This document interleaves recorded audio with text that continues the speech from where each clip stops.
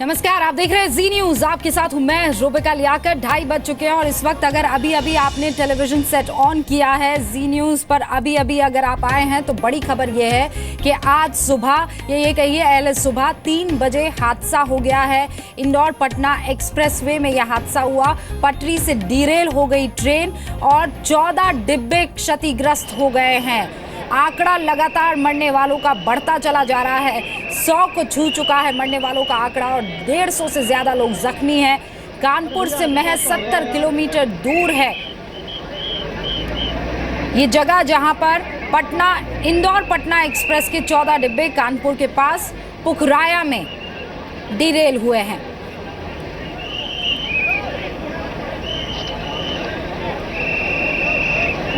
एक अत्यंत दुर्भाग्यपूर्ण दुर्घटना हुई है। जांच के निर्देश कमिश्नर रेलवे सेफ्टी को दे दिए गए हैं। सूचना मिलते ही मेडिकल रिलीफ टीम कानपुर और झांसी से रवाना कर दी गई थी। एक 5 बजे आ गई थी, दूसरी 6 बजे आ गई थी। एनडीआरएफ भी मौके पर है। तत्काल प्रभावी ढंग से लोगों की सहायता की जाए, बचाव और राहत के काम किए जाएं, इसमें हम जुटे हुए हैं। जिला प्रशासन, स्थानीय नागरिक भी इस काम में सहयोग कर रहे हैं। अभी सबसे बड़ी प्रायोरिटी ये है कि जो लोग अभी भी डब्बों में फंसे हुए हैं उनको जल्द से जल्द सुरक्षित बाहर निकाला जाए और इसीलिए हाइड्रोलिक कटर्स का इस्तेमाल हो रहा है। यहाँ गैस कटर का इस्तेमाल नहीं हो सकता है क्योंकि कुछ लोग फंसे हुए हैं। डिब्बा गर्म हो जाएगा और इसमें और ज्यादा जान का नुकसान हो सकता है। 100 लोगों की मौत हो चुकी है इस हादसे में। किसी ने बेटा खो दिया, किसी ने पिता खो दिया। कुछ लोग इस हादसे के बीच अपनों की तलाश में जुट गए हैं। हादसे की जगह पर दर्द की कई सारी कहानियां हमारे सामने आई है, आप खुद देखिए।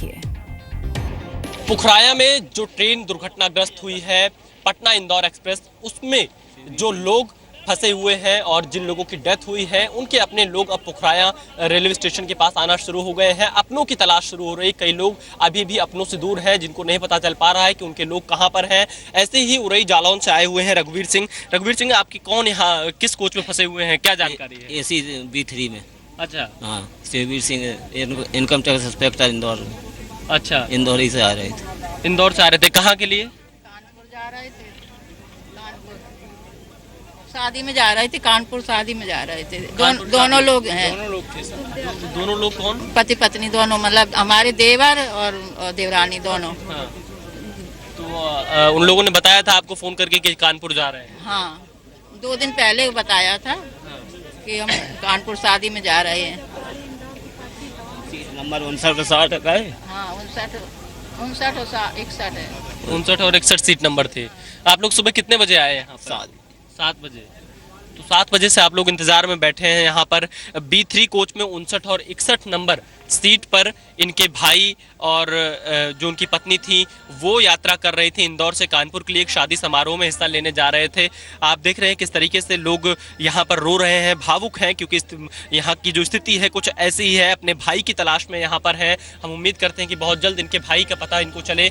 B3 कोच में बताए जा रहे हैं 59 और 61 नंबर सीट पे फिलहाल जो AC का कोच है उसमें रेस्क्यू ऑपरेशन चल रहा है और अभी सुबह 7 बजे से ये लोग यहाँ पर इंतजार में बैठे हैं। जो इनके परिवार के लोग फंसे हुए हैं उनका पता अभी नहीं चला है। तो ये एक कितनी बुरी दुर्घटना हुई है जो अपनों से लोगों को बिछड़ दे रही है और लोग यहाँ पर अब अपनों की तलाश में आना शुरू हो गए हैं। कैमरामैन अमर के साथ विशाल पांडे, जी मीडिया, कानपुर देहात। आप कहाँ से आ रही थी? कहाँ से कहाँ? आप बिहार से आ रहे थे, पटना जा रहे थे। अच्छा, इंदौर से पटना जा रहे थे। अच्छा, किस कोच में आपका टिकट था? S2 में। S2 में। और क्या नाम है आपका? निभा झा। निभा झा। आपके साथ और लोग थे आपके परिवार के, क्या आप अकेले थे? 2 जन थे, हम थे और सुरेंद्र झा मेरा पति थे। कहाँ है आपके पति? उनका सर फट गया है, ऑपरेशन हुआ है, अस्पताल में है। अस्पताल? क्या हुआ था आपको याद है किस तरीके से ट्रेन पलटी? थे एक जैसे लगा, घुरमा जैसे आया और फिर चकनाचूर हो गए। हम लोग फंस गए, नीचे में ही सीट था। हम लोग फंस गए। हमारे आदमी बुरी तरह से फंसे हुए थे। उनका सर फट गया था। फिर धीरे धीरे बाद में हम लोगों का निकाले। कई यात्री अभी भी अपनों की तलाश में हैं। उसी में इंदौर से यात्रा कर रही थी, बनारस जा रहे थे ये लोग। आपके साथ कितने लोग थे माता जी? 4 लोग थे। अच्छा, अभी अब आप एक लोग की तलाश कर रहे हैं, कुछ पता चला उनका? अभी नहीं, अच्छा, और लोग बाकी सब मिल गए हैं, कोई हॉस्पिटल में है और एक खोज रहे हैं हम लोग सामान। कौन कौन थे आपके परिवार के लोग? थोड़ा देख लो यार, इनके माँ बाप हैं और कौन हैं? अच्छा, खुदा देख लो। इनकी देखिए आप देख के लिए। कौन लोग थे सर साथ सब में? माँ बाप थे इनके। अच्छा, तो कौन नहीं मिल रहा है अभी? इनकी माँ नहीं मिल रही है। कि माँ नहीं मिल रही है। आपने देखा यहाँ पर आसपास एम्बुलेंस में? जी जी, यहाँ देखा, अब जाके हॉस्पिटल में देखेंगे। यहाँ पर लोग अपनों की तलाश में हैं, अपनों के इंतजार में हैं। राजमणि तिवारी लखनऊ से आए हैं। कौन आपके इस राजेंद्र नगर एक्सप्रेस में सफर कर रहे थे? हमारे बुआ जी के लड़के राजमणि तिवारी हाँ। S2 में थे। हाँ। सीट नंबर 54 और 55 दो लोग थे। उनके साथ में एक उनका दोस्त भी था हाँ। और अनूप जायसवाल। इस तरह से वो लोग आ रहे थे और मैं वहाँ से माती हॉस्पिटल भी गया। वहाँ जितने जख्मी लोग हैं उनका मैंने फ़ोटो देखा, उसमें भी वो नहीं आए। उसमें लिस्ट में नाम नहीं था। उसके अलावा डेड बॉडी में जाकर के शिनाख्त किया, वहाँ पे भी नहीं थे वो। फिर मैं यहाँ घटना स्थल पे आया हूँ और यहाँ पे देखने के लिए कि बात हुई थी कल रात में उनसे आप लोगों की? हाँ, कल रात में बैठाया गया था ट्रेन में, वहाँ लोग बैठाए थे, बातचीत बड़े भाई ने ट्रेन में बैठाया था। अच्छा, बड़े वाले भाई साहब ने ट्रेन में कल इंदौर में चढ़ाया था। उनको जाना था बलिया, इंदौर से बलिया जाना था। जी सर। तो अभी आपने अस्पताल वगैरह देख कर आए हैं? अस्पताल देख के आए हैं, लेकिन फिर और भी पता चल रहा है कहीं कहीं और दूसरे अस्पताल में भेजे गए हैं, तो उस अस्पताल में भी जाएंगे। पहले यहाँ देख लें S2 की क्या पोजीशन है। अगर मान लीजिए अंदर अभी हैं तो उनको निकाला जाएगा।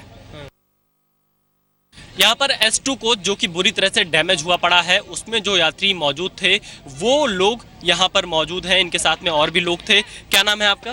प्रमोद विश्वकर्मा। प्रमोद विश्वकर्मा। क्या हुआ था उस वक्त? आपको याद है, कुछ जग रहे थे या सो रहे थे? नहीं, जग रहे थे उस समय। अच्छा, क्या हुआ था? 3:15 पर ये अंदर में हादसा हुआ। हाँ। तो पहले तो हल्का सा धक्का आया, पहले इधर से। हाँ।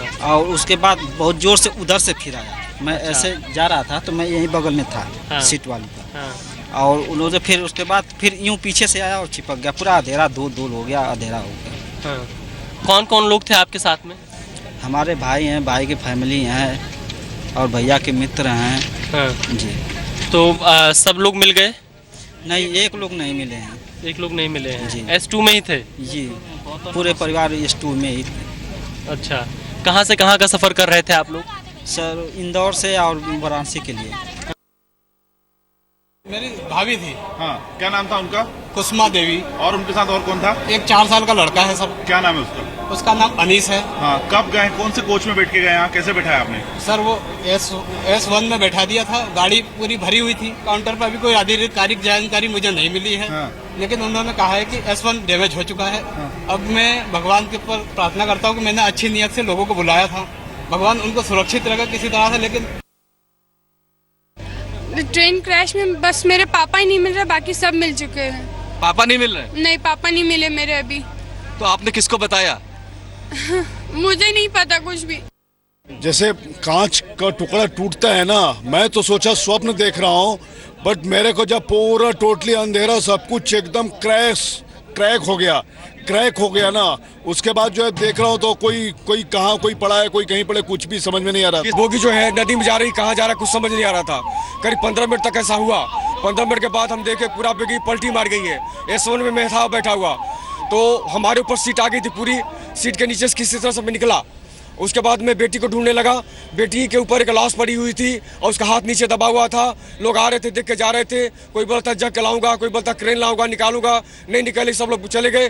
तो मैंने मशक्कत करके उसका हाथ निकाला और निकाल के हॉस्पिटल में भर्ती किया। मैं उठा, उसमें मेरे ऊपर 2 पंखे आ गए थे, सीट पड़ी थी। एक और भाई था, वो भी मेरे साथ ही था, तो मुझे निकाला, अपने निकल के फिर दोनों उसको खोजे तो पता चला कि मैं यही देखा कि मैं फंसा हुआ हूँ 2 रॉड के बीच में, और मेरे बाजू में एक लड़की सोई हुई थी, वो भी फंसी हुई थी, और एक भैया सोए हुए थे, वो भी वहीं फंसे हुए थे। 3 बजे रात को जो है वो खड़बड़ करने लगा एकदम से। सर जो है मैं लड़ा लगा छत में। उसके बाद पता नहीं क्या हुआ, गाड़ी पलटे लगी। तो हम लोग 5 नंबर डिब्बे में रहे, बच गए जो है। मैंने तो जो है दरवाज़ा खोला जाए, खुलबे न करे, बाहर निकल के आए कोई तरीके से। अचानक झटका हुआ और हम गिर पड़े सर के बल। थोड़ा सा सर में हल्की सी चोट लगी और फिर मम्मी पापा के पास आके देखे तो आगे देखा कि डिब्बा टूटा था मेरा। और फिर हम लोग किसी तरह उतर के नीचे आए। हम लोग तो बहुत ज़्यादा सहम गए थे, हमने सोचा ये क्या हुआ, हमने पहली बार ऐसा हादसा देखा है, इससे पहले कभी नहीं देखा है। हम लोग S3 में थे, जो जमीन में धस गया तो हल्का फुल्का चोट लगा, बाकी चप्पल जूते ये सब गायब हुए हैं। बाहर निकलने का कोई चांस नहीं था। जब हादसा हो गया तब हम लोग बाहर निकले। बहुत लोग तो किस्मत वाले हैं कि वो बच गए, बाल बाल बचे, लेकिन बहुत से ऐसे बदकिस्मत हैं जो अभी भी अपने परिवार वालों को, अपने दोस्तों को, अपने साथियों को तलाश रहे हैं। लेकिन पुखराया में ये जो रेल हादसा हुआ है, इसमें मारे गए और घायल हुए यात्रियों की शिनाख्त में लोकल प्रशासन जो है, एडमिनिस्ट्रेशन है, उसको बहुत प्रॉब्लम आ रही है। लिहाजा अब उनके लगेज की मदद से प्रशासन के जो लोग हैं वो फ़ोन नंबर्स जो लगेज पर लिखे होते हैं या उसके अंदर ऐसी कोई पर्ची या फिर पर्स, ऐसा कोई भी सामान जिससे उनका फ़ोन नंबर पता लग जाए, उन्हें फ़ोन लगाकर जानकारी दे रही है। और इस काम के लिए बाकायदा SDM को भी लगाया गया है। आप देखिए रिपोर्ट। मैं आपको बताऊं, इस वक्त जहां पर मैं खड़ा हूं, यहाँ पर बहुत सारे सामान आपको बिखरे हुए दिखेंगे। जिन बोगियां क्षतिग्रस्त हुई हैं उसके सारे सामान यहाँ पर बुलाए गए हैं और यहाँ पर तहसीलदार साहब को लगाया गया है कि वो जिसका सामान है उसको उसके पास तक पहुँचा दें। काम कैसे कर रहे हैं, आपको कैसे पता लग रहा है किसका सामान है? जो भी सुरक्षा कर्मी लेकर के आ रहे हैं उनको हम बाकायदा दर्ज कर रहे हैं रजिस्टर पर और उनका आइडेंटिफिकेशन लेकर के ही उनको वापस कर रहे हैं। और सभी हम देख रहे थे आप कुछ लोग को कॉल भी कर रहे थे। हाँ, तो बाकी जिनका ID प्रूफ मिल रहा है मैं उन्हें कॉल करके सूचित कर रहा हूँ, घटना के बारे में बता दे रहा हूँ, जिससे वो लोग आकर के अपने अपने परिचितों की आइडेंटिफिकेशन कर सकें, पहचान कर सकें और अपना लगेज और अपने परिजनों के बारे में जानकारी ले सकें। देखिए, तमाम तरह से सरकार ने, रेलवेज ने, स्थानीय प्रशासन ने इंतजाम किए हैं। यहाँ पर हमारे बाईं तरफ कंट्रोल रूम बना हुआ है, यहाँ पर टेलीफोन जो हेल्पलाइन दी गई है नंबर्स, वह उस हेल्पलाइन पर लोग फ़ोन कर रहे हैं। आप देखिए कि लोग जख्मी हैं, छोटे छोटे बच्चे हैं। तकरीबन 150 से 200 के बीच में ऐसे लोग हैं जो इस दुर्घटना में घायल हुए हैं और पूरी तरह से रेस्क्यू ऑपरेशन खत्म होने में आज शाम तक का वक्त लगेगा। पीएम मोदी ने ट्वीट किया, जानकारी दी कि सुरेश प्रभु रेल मंत्री इस पूरे के पूरे मसले पर नज़र बनाए हुए हैं और बहुत दुखद घटना है, उन्होंने दुख जाहिर किया है। उधर केंद्रीय गृह मंत्री राजनाथ सिंह ने पीड़ितों को हर संभव मदद का भरोसा दिया है। सुनिए। नहीं, इस संबंध में हमारी रेल मंत्री जी से भी बात हुई और साथ ही हम लोगों ने तुरंत रेल राज्य मंत्री श्री मनोज सिन्हा जी को वहाँ पर मौके पर भेजा है और प्रातःकाल ही हमारी DG NDRF से बात हो गई थी और वाराणसी से और गाजियाबाद से और दिल्ली से तुरंत NDRF की टीम्स जो है वहाँ पर राहत कार्य के लिए भेज दी गई थी और स्वयं मैंने DG NDRF को भी कहा कि आप भी मौके पर पहुँचें। 9 बजे वो भी यहाँ से प्रस्थान किए हैं और मनोज सिन्हा जी भी अपनी टीम के साथ उस स्थान पर पहुंच गए हैं। घटना बड़ी है, बहुत ही दुर्भाग्यपूर्ण है, हम सबको बेहद अफसोस है और जिन लोगों की मृत्यु हुई है हम लोग अपनी संवेदना व्यक्त करते हैं। नहीं, इसकी जांच तो होगी ही होगी, कोई भी एक्सीडेंट होता है उसकी जांच तो होगी और मैं समझता हूँ कि शायद जांच का आदेश हो भी गया हो, लेकिन जांच तो होगी। 100 लोगों का ये आखिरी सफर साबित हुआ।